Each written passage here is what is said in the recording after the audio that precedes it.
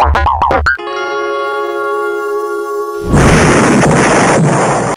and welcome to Who Dares Rolls TV, and I'm your host, Mike B. Lovely.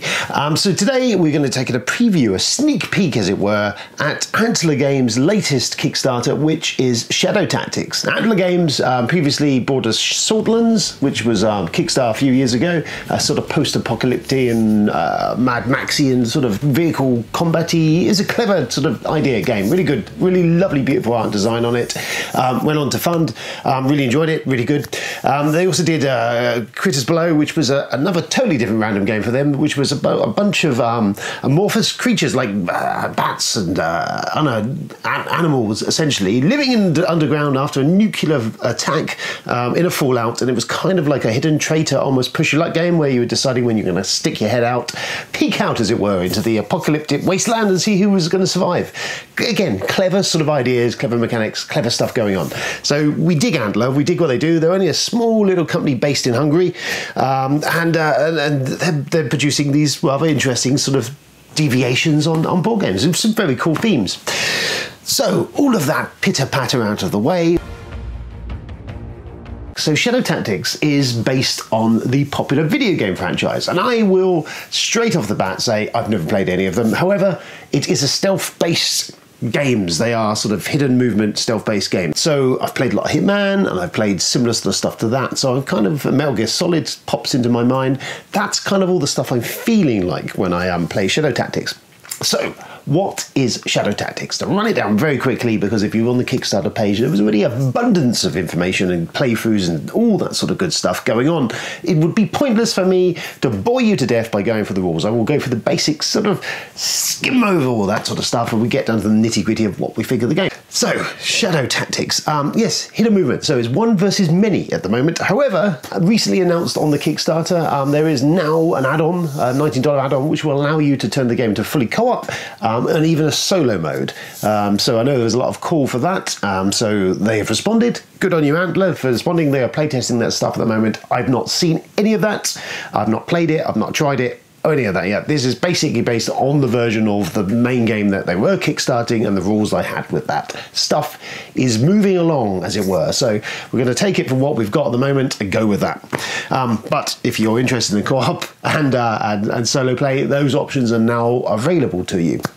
Okay, so taking the game as it was, the base game, which is a one versus many game. One person will play the evil warlord.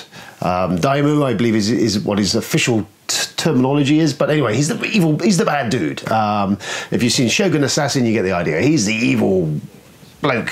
I'm moving on from him.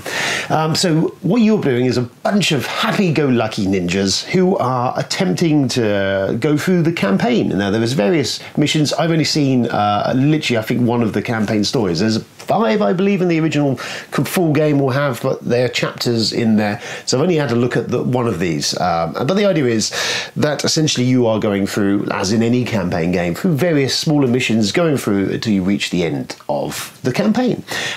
Cool thing is that you can upgrade your ninjas, you can buy extra cards, all sorts of stuff as you go through the game, so make them tougher, make them harder, make them smarter and faster. Likewise, old Mr. Bad Chops himself can do similar. So that's the basics of it. How does it all work? What's it play like? So as I said, it's a hidden movement game.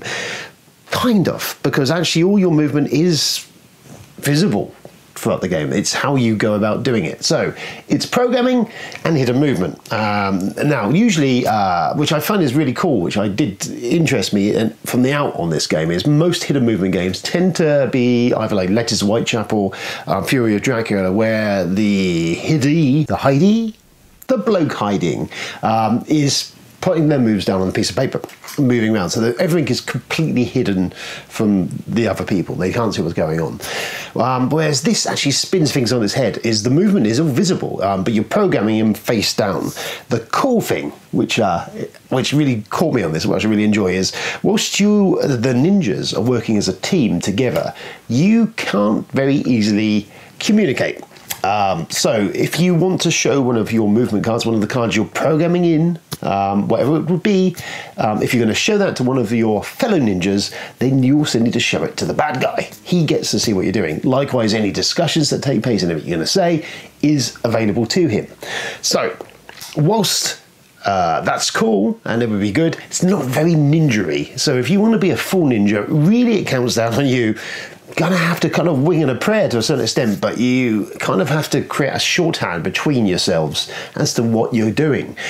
It's one of those games that's going to reward return visits.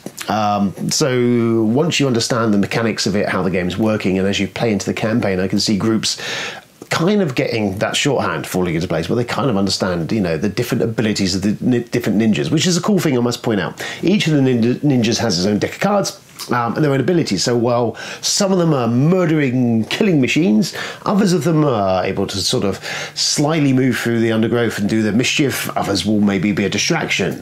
They've got strengths and weaknesses in each of their decks. They're all different. Which, as I said earlier, you can upgrade and do stuff with. So that's kind of a cool thing as well, that there is a point where you're going to have to kind of work as a team to get through this. Now, the basic idea of the game, as I say, you've got the layout of one of the maps will be pre-prepared, and the ninjas are moving through the bushes, essentially around these compounds, and the guards are positioned scattered throughout them with limited visibility. So think about any video game like Metal Gear Solid you may have played, where the guards are kind of not the sharpest tools in the box. They are kind of staring off into the distance over here, and you can sneak past behind them. Now you can make noise. You can be, once you alert one of the guards, which instant sort of Metal Gear Solid thing is, once the guard's alerted, they are then on the move. They're coming after you, and it gives the bad guy more abilities, more things he can do. He can start moving these guys around. He can start hunting you down. So stealth is absolutely essential. You need to be moving through these bushes, taking these guys down stealthily, and then whipping the bodies off into the undergrowth. And it's kind of this murder machine of this kind of cleanup operation where a couple of you will be happily murdering people, while maybe the other couple are just doing a bit of housekeeping, popping the odd severed limb or head into a hedgerow somewhere, just to kind of keep things all neat and tidy, so as not to give away what you're up to. And that's how it works. There's a couple of stages of programming where you would program and then you will go. Now the Daimyo can react to this stuff. He has a set of cards and he can choose to basically sit on them or use them. Sometimes they'll be able to recruit more guards onto the board. Other times it will give him options to alert them or other little nitty gritty little things. He's getting more of them as the game goes on. He can essentially stash some of them, park them ready to move and use at certain points. So it's very much like almost a game of chess with blindfolds, this kind of stabby hide and seek going on. And I will say, it's thoroughly enjoyable. It's really clever stuff. It feels new, which is always nice in the wonderful board game hobby that we have, to come across something that doesn't quite feel like something you've played before. We've had hidden movement games, we've got programming games, but the way this combines all of that, and with the wonderful possibilities of you not being able to communicate or limiting your communication, or you trying to work a way around that, adds to some wonderful disasters.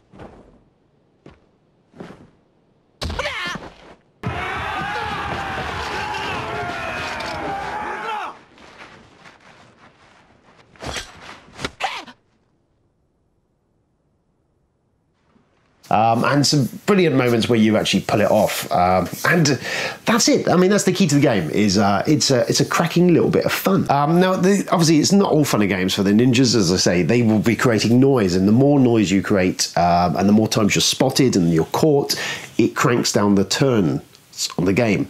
So if you're a shoddy ninja, are you used to the bumbling ninja, then what you're essentially doing is just you're basically running the clock down, and that's all really the bad guy needs to do is just wait for your incompetence to rear itself, and then send his guys in to cut you to ribbons. What is an interesting conundrum. So yes, fans of hidden movement, absolutely, it ticks the boxes for those. Any spot deck building, it ticks the boxes for that. The programming movement, it ticks the boxes for that. But it's also a strategy game. As I say, it's got this chess-like feel to it, where the pieces are all in play, but there's this kind of foggy mist over what is quite going on.